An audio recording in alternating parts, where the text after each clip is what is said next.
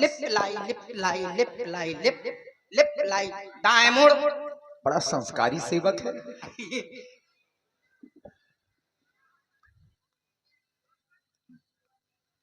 नमस्कार। बताओ खबरीलाल, क्या खबर लेके आए हो? मैं हूँ मुख्य समाचार।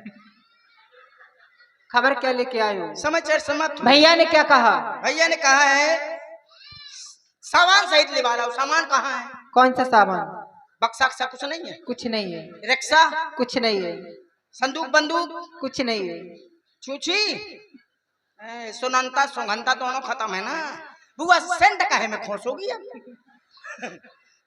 ठीक है आइए स्वागत है। अरे पूरा अदरक लाई हो? कुछ नहीं लेके आई। चलिए आइए छूछी आई है। भैया आपके होते हुए मेरी दुर्दशा हो गई। धिक्कार है भैया आपकी भुजाओं पर। बहन वज्रमणि, तुम्हारी नासिका से बहने वाला रक्त किस क्रांति को संबोधित करता है? कह दे बहना, कौन है वो दुष्ट आत्मा जिसने तेरे साथ ये दुर्व्यवहार किया है? शपथ भगवान शंकर की, उसके शीश को धड़ से अलग कर दिया जाएगा। भैया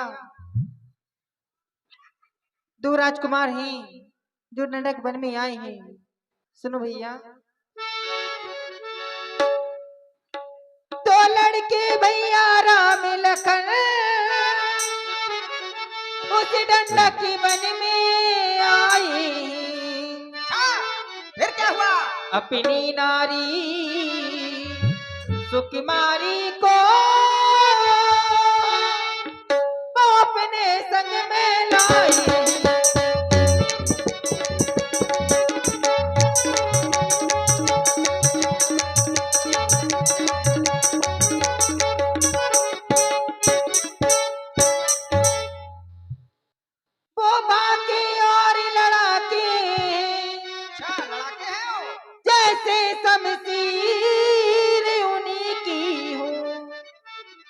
वो पंचवटी में रहते हैं जैसे जागीर उन्हीं की हो।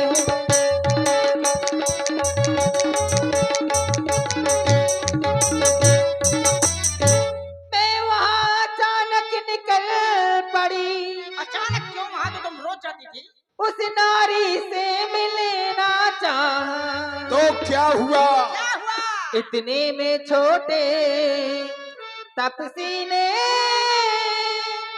कुछ छल मुझसे करना चाहा।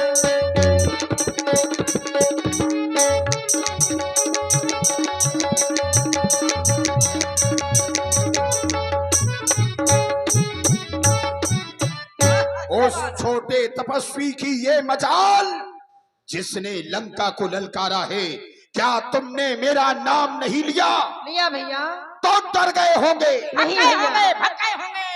जब मैंने तेरा नाम लिया तो सुनते ही उसने दी गाली। मुझे गाली दी? हाँ हाँ, गाली दी महाराज का। और मेरी कहानी कतर डाले और मेरी नाक काट डाली।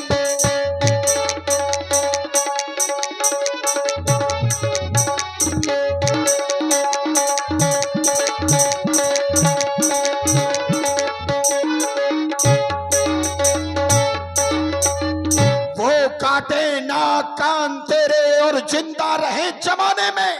अरे वो काटे ना कान तेरे जिंदा रहे जमाने में तो ये टूटे 20 भुजा मेरी लानत है शस्त्र उठाने में। भैया बहना, मेरी नाक कटी तो कटी पर अपनी नाक संभालो तुम। जब जग में ऊंची नाक नहीं तो नकटाना में धरा लो।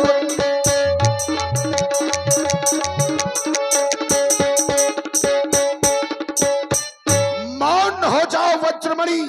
ऐसा कोई दुनिया में वीर योद्धा नहीं जो दशानन की नाक कान काटने का प्रयास करे। अरे हो सावधान, तुझको युद्ध स्थल में देख लूंगा। लेकिन एक बात समझ में नहीं आती, ये दुर्व्यवहार, ये दुराचार क्या उस नरभूषण से नहीं कहा? अरे उसका तो वही अखाड़ा था, क्या उस खरदूषण से नहीं कहा? कहा था भैया। तो क्या तुम्हारी आज्ञा का उल्लंघन किया उन्होंने? नहीं भैया, वो 14,000 सेना लेकर गए। 8 बड़े तपस्वी ने 14,000 सेना को एक ही बार में समाप्त कर दिया। क्या कह रही हो? इसे बोझ खत्म हुआ। उन तपस्वियों ने हमारे खरदूषण तिसरादि को मार दिया। हाँ भैया। कोई बात नहीं, गमनाक ना हो बहना, उनकी भी नाक न रखूंगा, नाकों में उनके डला नकेल मिर्चों का नाश उन्हें दूंगा। जाओ, जाकर के सुखैन वैद्य से अपना उपचार करवाओ, आगे मैं इन तपस्वियों को देख लूंगा। मैं लेवा के जा रहा हूँ बुआ को, आप चिंता ना करें। कायदे से ले जाना। हाय! और इसी सुंदर प्रस्तुति में आप हैं आदरणीय बल बोलस बहु भांति गयऊ भवन अति सोच बस नींद परई नहीं राती। जिस दशानन के चलने से ये धरा डगमगाया करती थी, ये अंबर भी शीश झुका करके मुझे प्रणाम किया करता था, आज उसी दशानन को निद्रा नहीं आ रही है। आज कारण क्या हो सकता है? तो विचार करता हूं।